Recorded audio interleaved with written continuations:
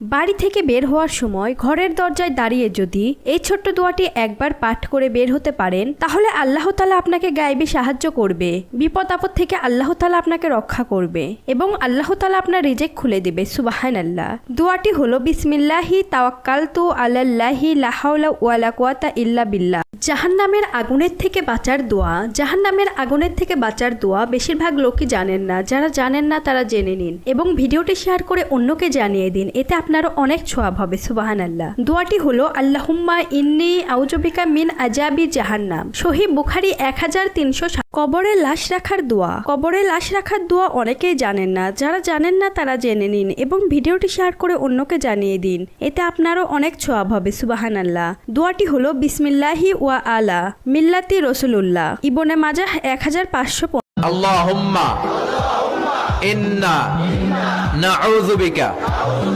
মিনাল ফিতান মা যাহারা মিনহা ওয়া মা বাতান। এর মানে হচ্ছে, হে আল্লাহ, প্রকাশ্য অপ্রকাশ্য, দেখা যায় দেখা যায় না, এরকম সব ফিতনা থেকে তুমি আমাদেরকে বাঁচাও। কেউ যদি জীবনে একবার বলে লা ইলাহা ইল্লাল্লাহ দাখালাল জান্নাহ, তার যদি পাপ থাকে, অন্যায় থাকে, ওই পাপ আর অন্যায়ের শাস্তিগুলার পরে কোনো না কোনো দিন আমার ওই বান্দা জান্নাতে ঢুকবে।